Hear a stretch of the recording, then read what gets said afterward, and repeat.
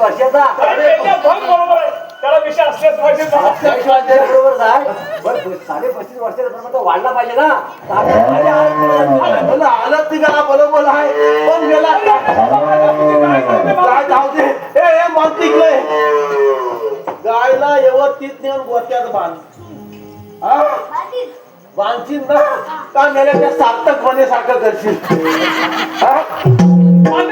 बांधील ना व्यवस्थित बांधशील ना त्याला काय बोलतो माहितीये काय करतो रे अरे गायच्या जागेवर बैलाला बांधतो बैलाच्या जागेवर गायला बांधतो सकाळी माझी बायको 5 वाजता धारा काढायला उठते आणि बाबा दूध काढायला जाते गायच्या जागेवर सगळी गडबड त्याला गायवर बसवते गाय बाजून येऊ गायवर बसव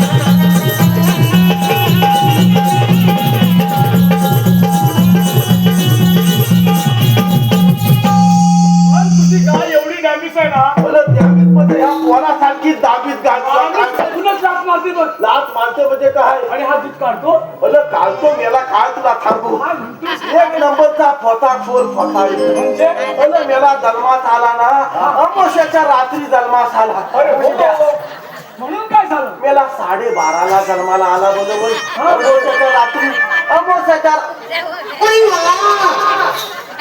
मी म्हटलं कोण जन्माला आला मेला काय तो एकदा याला कोण आहे का कोण आहे अरे गेल्या एवढा जागा अजून याला हा काय मंदिराचा दरवाजा हात आला त्याला बरोबर माहिती आहे मोठी जागा कुठे आहे तिथेच तो आला बरोबर बघितलं ना तुझ्या अरे मेला खोटा एक नंबरचा फोन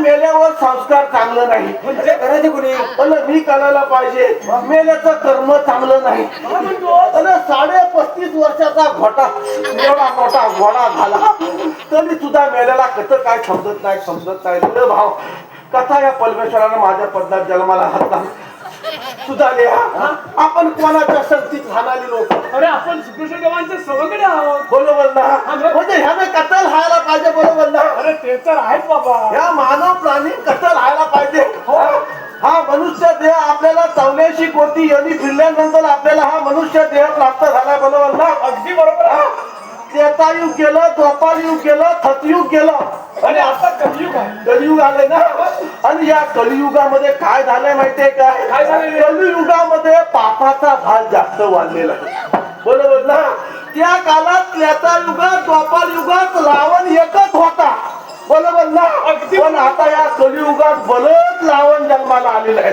बरोबर ना शेजारी पाजारी वरच्या आलीत खालच्या आलीत नुसतं रावणच रावण बरोबर ना या कलियुगामध्ये नुसता पापाला भार झालाय खालच्या गल्लीतल्या एखाद्याने गाली घेतला की वरच्या आलीतल्या बाबाच्या पोटात दुखायला लागली बरोबर ना माझ्या भावान काहीतरी चांगलं केलं की वरच्या भावाच्या पोटात दुखायला लागलं आता थकलं या कलियुगामध्ये पापाचा भार वाढलेला आहे बरोबर ना आता या कलियुगामध्ये माझा तरुण वर्ग जो आहे तो तरुण वर्ग कुठंतरी घसलत चाललाय बरोबर ना तो मोबाईलच्या हानी जास्त आहे आणि या मोबाईल मुलं काय झालंय की आपली तरुण पिढी बरबाद झालेली आहे आता हे विज्ञान युग आहे विज्ञान युगाची मोबाईलचा वापर करायलाच पाहिजे बरोबर ना पण आपला तरुण वर्ग तरुण मुलं असतील ही कुठंतरी वेगळ्या दिशेने घसलत चालले त्याच्यावर असं म्हणता येणार नाही गेला अरे बरोबर हे विज्ञान युग आहे अरे बरोबर आहे मोबाईल जेवढा चांगला आहे तेवढा वाईट आहे वापर किती करावा हा प्रत्येकाला अरे तरुणांसाठी जास्त केला जातोय असं माझं म्हणणं आहे. बरोबर ना? आजची तरुण पिढी बिघडत चालली आहे.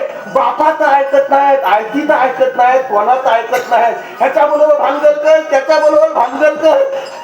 आजच्या ज्या मुली आहेत त्या आपल्या आई वडिलांच्या आज्ञेमध्ये राहत नाहीत. बरोबर ना? बरोबर ना? त्यामुळे मोबाईलचा वापर आहे तो योग्य पद्धतीने आपण केला पाहिजे. बरोबर ना? आजच्या युगातल्या ज्या सासर वतनी आहेत, माझ्या माहेर वतनी आहेत, सासर वतनीनं जसं आपण आई वडिलांची सेवा करतोय तसं सासू सासऱ्यांची पण सेवा करायला पाहिजे. बरोबर ना? नवला बायको दोघं जण असतात ती असतात घरात आणि सासू सासरा असतात तो कुठं ठेवतात वाल्यात तर कुठं तरी खोपतील. लक्षात आलं काय? आपण आपल्या सासू सासऱ्यांची सेवा करायला शिकलं पाहिजे. माझ्या ज्या सासर वतनी आहेत आता बऱ्याच दिवसानंतर 7-8 दिवसानंतर पालख्या बाहेर पडतील. बरोबर ना तुझ्या? बरोबर. माझ्या सासर वतनी काय करतात? काय ह्या देवीची वटी भरताय, काय त्या देवीची वटी भरताय. बरोबर ना? नुसत्या वट्या भरून काय उपयोग होणार नाही. तुमचं जर कर्म चांगलं नाही, तुम्ही जसं आई वडिलांची सेवा करताय तशी सासू सासऱ्यांची पण सेवा करायला शिकलं पाहिजे. आणि हे सर्वात मोठं अगोदी पाप आहे. परमेश्वर हा कोणाला माफ करत नाही. परमेश्वराचं लक्ष असतं कोण वाईट करतोय, कोण चांगलं करतोय. तुम्ही आत्मचिंतन करा. घरी गेल्यावर निवांत झोपा आणि मी कसा आहे, स्वतः मी कसा आहे हे प्रत्येकानं आत्मचिंतन केलं पाहिजे. नुसती पांढरी शालता, पोटावर कोट, सगळ्यावर सगळं घालून काय उपयोग नाही. तुमचं कर्म चांगलं असेल तर तुम्हाला परमेश्वर कुठल्या कुठे घेऊन जाईल. माझं तर असं म्हणणं आहे की आजची जी तरुण पिढी आहे त्यांच्या आई वडिलांच्या डोक्यात, ज्या कुटुंबामध्ये आई वडिलांच्या डोळ्यामधून अश्रू येणार नाही, ज्यांच्या सासू सासऱ्यांच्या डोळ्यामधून अश्रू येणार नाही, ते जगातलं कसलं कुटुंब असणार आहे? सर्वात श्रीमंत कुटुंब असणार आहे. तुमच्याकडे किती गाड्या, किती पैसा, किती संपत्ती आहे याला अजिबात किंमत नाही. ज्या वेळेस तुम्ही अखेरच्या श्वासामध्ये दवाखान्यामध्ये जाता तेव्हा आपल्याला कळतं की आपण काय केलं पाहिजे होतं. बरं ते सगळं जाऊ दे, सांगण्यासारख्या बऱ्याच गोष्टी आहेत. ह्या माझ्या जोडीदारांनी मला इथं कशाला बोलवलं पहिला विचारलं. लवकर जागेवर आलास अरे लवकर म्हणजे काय? आम्हाला विसरलं. अरे विष्णू कशाला? आपल्या इथे आपलं श्रीकृष्ण देव आले होते. देव बाप्पा आले होते. अरे कशाला आले आणि होते? आपल्याला एक छोटीशी कामगिरी सांगितली बघ. अगदी छोटे 16 सहस्त्र 108 गवळणींचा मेळा म्हणे. तुझा बापूस मी आला कधी म्हटलं मध्ये बोलला कथा. कोण आहे का? कोण आहे? जमाव भलका बोलला. 16 सहस्त्र 108 गवळणींचा मेळा तो थाटमाट करून मथुरा नगरी चाललाय. बसवलेच्या नगरी चाललाय. तो मथुरा नगरी न जाता आपल्याच गोकुळात राहायला पाहिजे. काय म्हणतोय काय? ही कामगिरी आपल्याला पार अरे पाडायची. पण त्या नवनवी आहेत कुठं?